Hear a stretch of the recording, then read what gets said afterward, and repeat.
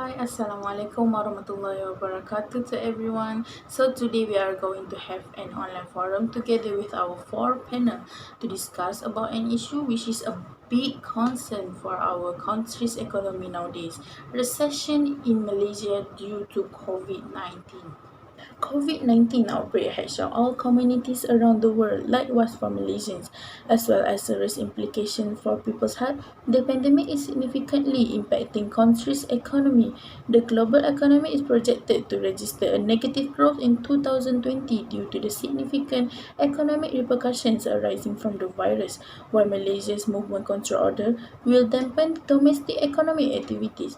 As the country being placed in lockdown, most of the economic sector have been freeze because of the restriction that ban mass gathering and interstate travel. This Precaution Act has led to the downfall of country's GDP and decline in economic growth. A recession is a macroeconomic term that refers to a significant decline in general economic activity in a designated region. The economic pain caused by the recession, although temporary, can have major effects that alter an economy. Malaysia Finance Minister revealed that the economic recession has impacted the nation's income, with the country hemorrhaging billions ringgit Malaysia daily. The recession is inevitable as business activities come to a halt in Malaysia economies due to unprecedented measures taken to deal with the spread of COVID-19 virus. The first question today will be answered by our first and second panel. So, what is the causes of recession? Thank you, Zulaikha. I am as the first panel will now explain the causes of recession in Malaysia. One of the causes is COVID-19 outbreak. According to the real business cycle theory, the rapid spread of COVID-19 pandemic has caused economic activities to come to a halt and resulting public health lockdowns in the economy in 2020 are the examples of the type of economic shock that can lead towards a recession. The closure of businesses has caused a significant decrease in the economy, and the threat of recession is all but certain. The other cause is a reduction in consumer spending. Consumer spending is the private consumption of goods and services. Based on Keynesian economics, recession starts when investors curtail business pessimism-driven investment, resulting in income declines that decrease consumer spending. According to the Star, the result of Movement Control Order (MCO), Malaysians have been spending less. A survey conducted by the Malaysian Department of Statistics found that average monthly household spending fell by 55%. This can likely contribute to the current environment, which put a strain on many businesses and created a lot of uncertainty around Malaysians' job security and income.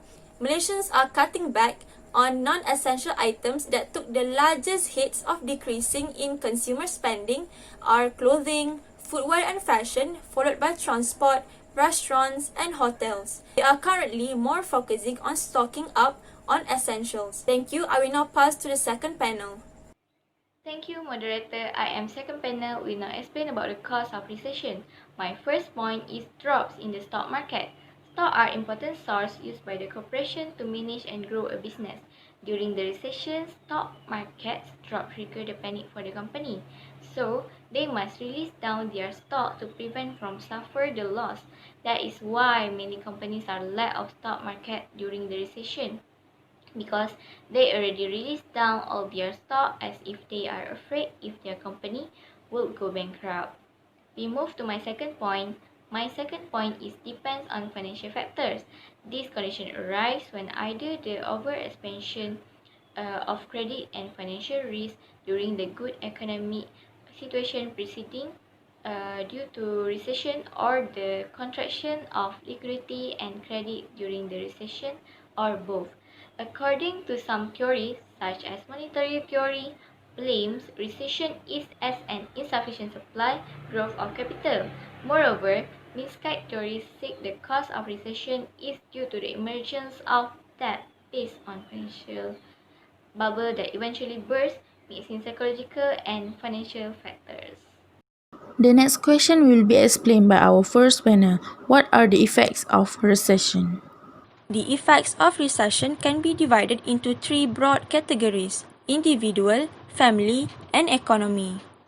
For individual, recession brings financial hardship as well as emotional suffering, the loss of self-esteem, and the feeling of inadequacy, which can lead to depression, frustration, increased domestic violence, and suicide. As for the family will be affected because family income falls and expenditure reduce. This can lead to increase in domestic violence and families to split out.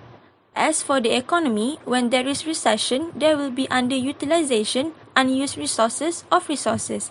The economy of the country cannot reach its optimum production level, the GDP will widen and productivity decrease.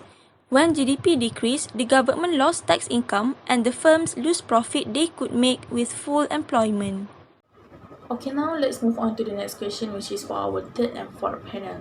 What are the steps taken by the government to solve the issues of recession? Hi, Assalamualaikum. Thank you to the moderator. I'm the third panel. Now we go to steps taken by the government to solve recession due to COVID-19 by using the expansionary fiscal policy and expansionary monetary policy. Expansionary fiscal policy is when government increase the aggregate demand to stimulate the economic activities by first increasing government spending, such as providing bantuan sara hidup, grant khas prihatin and Bantuan Prihatin Nasional to the citizen of Malaysia, special allowance to the government servants and with subsidy program for employees below RM4,000. These are to stimulate spending among the consumers by expanding their disposable income and increasing their purchasing power. Second, reducing taxations such as delaying the sales and services taxes return deadlines, cutting the services tax on hotel and accommodation from 6% to 0%, and other tax easements have been introduced as measure for COVID-19. In addition, the sales tax also temporarily waived to spur the automotive market by giving fully waived for locally assembled vehicles and 50% reduction for fully imported cars. Thank you. Now I pass to the fourth panel. Thank you to the third panel for good explanation. Assalamualaikum and hi, I am the fourth panel. Now, I'm going to continue explaining about expansionary monetary policy. Expansionary monetary policy is when the government increases the money supply to induce the growth of the economy by reducing the interest rate. Recently, for the case of Malaysia, the Bank Negara Malaysia has introduced Special Relief Facility SRF for SME, which finance up to 1 million ringgit Malaysia per SME and no collateral required for a term loan up to 5.5 years, with the financing rate lowered from 3.75 to 3.5 per annum. And commercial banks in Malaysia introduced moratorium, loan deferment and financial relief program, such as the deferment of 6-month loan to their clients. That's all from me, and thank you. Thank you to our panels who gave brilliant ideas on our issue today. As to conclude the issues that had been discussed before, Malaysia's economy will eventually recover from the global COVID-19 pandemic once the MCO ends. Even though the recovery process will take a long time, citizens alongside the government must work together in order to rebuild Malaysia's economic fundamentals.